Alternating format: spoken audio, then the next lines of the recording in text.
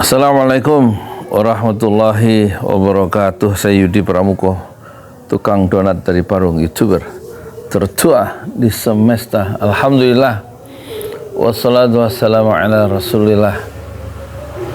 Ini ada berita-berita menarik ya tentang Indonesia kita seminggu terakhir ini.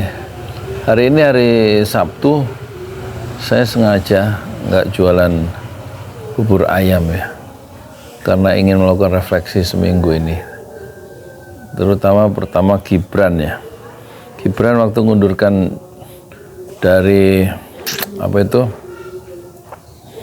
dari wali kota, mengajukan surat pengunduran diri dan menyerahkan ke ketua DPRD Surakarta.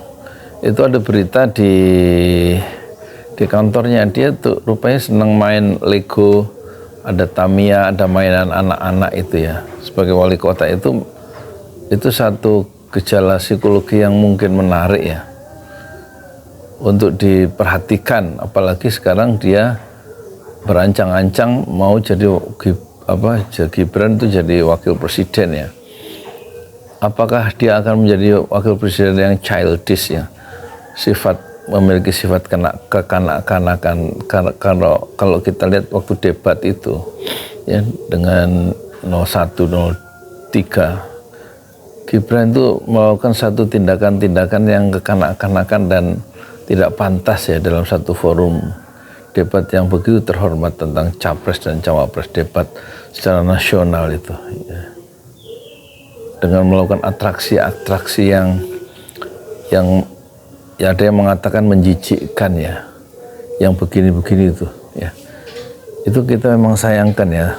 Yang muncul bukanlah kekuatan naratif ya, bukan elaborasi dari satu gagasan-gagasan dasar yang ditawarkan untuk membangun Indonesia ke depan saat memiliki lawan yang standing seperti Anies Baswedan dan Ganjar ya, atau Anies Baswedan Muhaimin, atau Ganjar dan Mahfud ya. Orang-orang yang empat-empatnya itu ya, Ganjar, Mahfud, Anies, Muhaimin, itu yang educated people, yang pendidikannya mereka cukup ya, lebih dari cukup, memiliki latar akademisi yang tebal ya, baik Mahfud, baik Ganjar, dan mereka semua aktivis ya di kala mahasiswanya, baik Muhaimin mau Anies ya. Sementara Prabowo Gibran, kita lihat Prabowo seorang militer dan melakukan penculikan, penghilangan paksa ya, dia tahun 97-98. Sementara Gibran itu tidak jelas juga pendidikannya, latar belakang akademisnya, kecuali dia penjual martabak atau apa gitu ya. Dan sekarang kita lihat ada satu permainan, ada satu kebiasaan, dia mengoleksi mainan anak-anak ketika dia menjadi wali kota Solo. Dan kita khawatir ya, sebagaimana kita khawatir sebenarnya dulu dengan Jokowi, yang waktu ditanya atau hobinya adalah hobinya itu adalah baca komik Shinchan ya. Komik Shinchan berarti komik anak-anak yang agak sedikit-sedikit porno itu ya, di komik Shinchan. Itu seorang pimpinan nasional ya, memiliki, bukan membaca buku-buku pemikir-pemikir besar. Beda dengan Anies, waktu ditanya dia sukanya adalah sejarah dan biografi orang-orang besar. Dan waktu dalam Desa Anies itu ada pertanyaan yang mengemuka ya.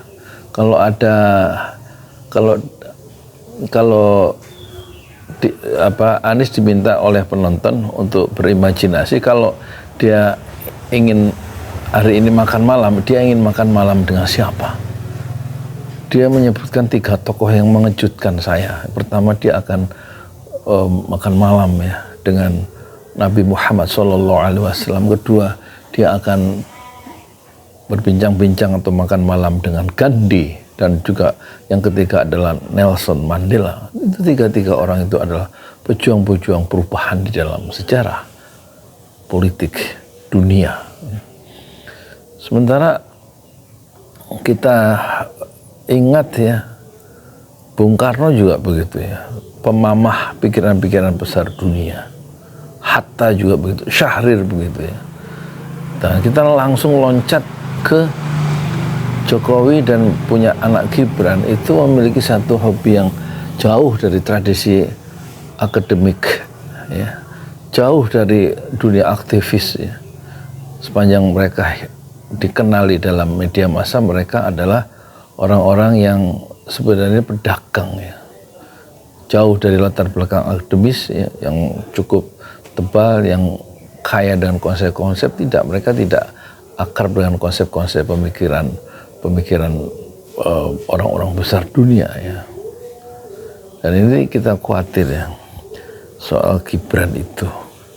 Sementara Prabowo kita masih punya harapan karena dia punya ayah seorang pegawai ekonomi, guru dari segala guru, ekonom terbesar di dunia. Itu gurunya adalah Sumitro Hadikusumo yang memiliki anak namanya Prabowo Subianto. Dan kesaksian Amin Rais waktu dia masih jadi aktivis di mahasiswa di UGM dan suka berjumpa dengan taruna akabri dari Magelang ya, itu dia heran, Amin Rais muda melihat isi ransel dari Prabowo adalah buku-buku ekonomi, seorang tentara, tapi bacaannya adalah buku-buku teks ekonomi. Itu menunjukkan siapa Prabowo sebenarnya. Dan kita mencemaskan Prabowo sekarang ya, karena kemudian dia tidak akrab dengan hak asasi manusia dan masih ada persoalan-persoalan tersisa ketika nanti dia jadi presiden. Apalagi kemunculan Prabowo dan Gibran itu, yang satu anak haram konstitusi menurut majalah Tempo, yaitu Gibran Raka Buming Raka, karena berangkat dari peraturan nomor 90 Mahkamah Konstitusi yang diketok oleh Anwar Usman pamannya tanggal 16 Oktober 2023 hari Senin ya. Dan itu membuka jalan Gibran itu kemudian mendaftar ke KPU dengan kontroversinya, dan kontroversi itu akan terus berlangsung ya. Sebagaimana kontroversi tentang penculikan itu akan terus menghantui Prabowo saat nanti dilantik ya. Sementara Gibran, kontroversi bahwa dia lahir dari cacat hukum dari MK dan juga cacat KPU, itu juga masih menghantui. Orang kemudian akan menjadikan dia bulan-bulanan secara 5 tahun kalau memang mereka terus berdua menjadi presiden dan calon wakil presiden, yaitu Prabowo Gibran.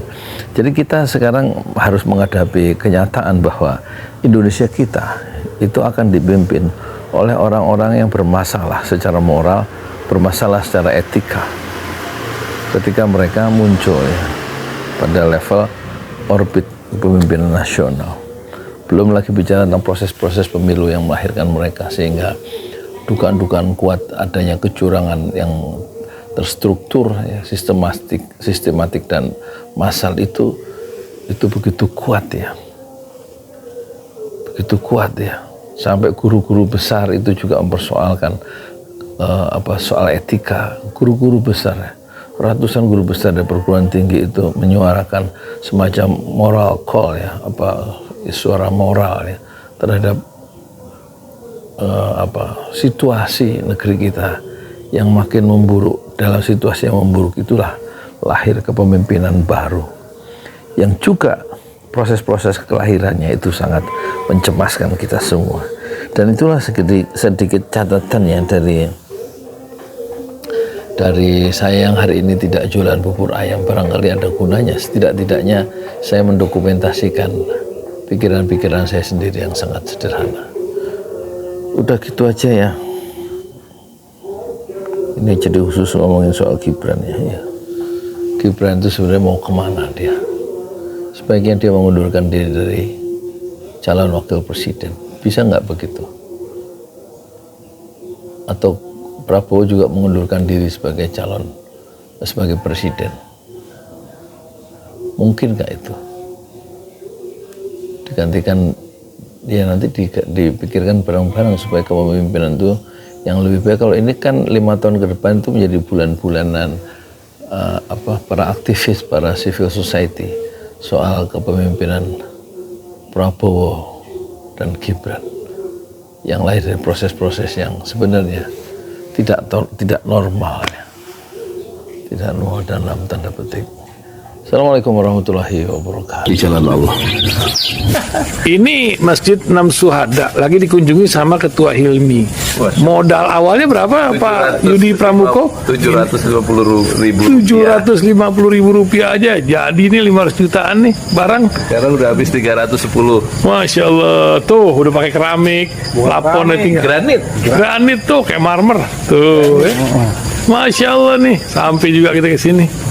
Masjid Enam Syuhada, ngapa namanya Masjid Enam Syuhada, Ya, Pak Yudi? kita mau mendokumentasikan perjuangan dakwahan nama anak muda pengawal Habib Rizik Syihab itu. Masya Allah. Yang dibunuh sama orang jahat di kilometer 50. Kilometer 50 ya. Itu kan simbol memperjuangkan dakwah itu kita harus memberikan segalanya untuk Islam kan ya. Untuk Masya dakwah Islam. Allah. Dan nama anak muda itulah yang sudah memberikan segalanya untuk Islam. Masya Allah. Apa nanti nama pemuda itu ada juga di sini mungkin diterangkan? Mungkin namanya 6 syuhada. 6 syuhada itu, Ya. 6 syuhada dipasang di sini, 6 syuhada. Bipali, apa yang dikomentarin dari ini semua, Bipali? Masya Allah, luar biasa. Dari uang 700.000, kalau pengen ternyata bisa. Bisa. Allah kirim. Tuh, bisa. Ya, Masya. dengan masuk satu gang kecil, tapi Bapak ini luar biasa. Kecil tuh. Masya Allah kan? Satu call aja. Masya Allah, perjuangan Pak Yudi Pramuko, YouTuber sejagat paling tua. Tertua di semesta. Tertua di semesta. Masya Allah. Tukang donat. Tukang donat. Tukang donat dari Paru. Ini saya laporkan dari lapangan ini, langsung dari Masjid Enam Syuhada. Masya Allah. Dan ini dia. Dalam lihat ah. Tuh, lihat tuh masjidnya. Tuh imamnya di situ tuh. Malam-malam lagi kita. Masya Allah. Masih kurang nih. Atapnya katanya transfer aja. Masjid Enam Syuhada sebentar lagi selesai. Dinding lubang angin sebagian sudah terpasang. Lantai 2 dan kemudian plafon termasuk lantai bukan keramik, granit 150 dus bersama tiang-tiang yang ada 16 setinggi 4,5 meter.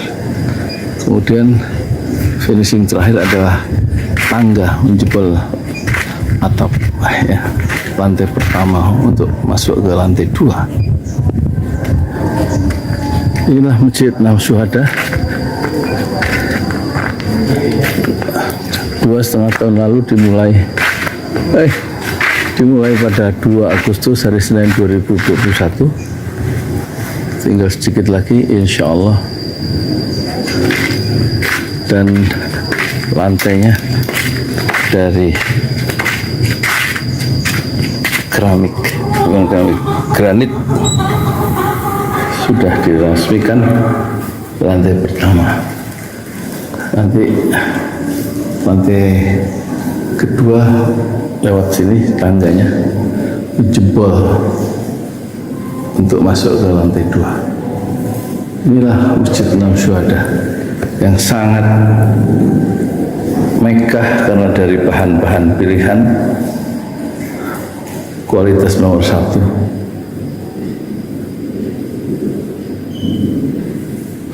Tinggal sekitar 80 juta lagi finishing lantai atas selesai, insya Allah.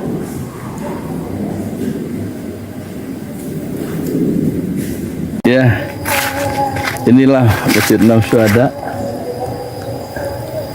yang sangat bersejarah ya dalam sejarah dakwah Indonesia modern, insya Allah, karena ini dibangun dalam konteks kezaliman rejim penguasa yang sudah membunuh 6 santri dari front Laskar Front Pembela Islam, dan kita abadikan pengorbanan dan perjuangan dakwah mereka sehingga kita sebut namanya Masjid Enam Syuhada.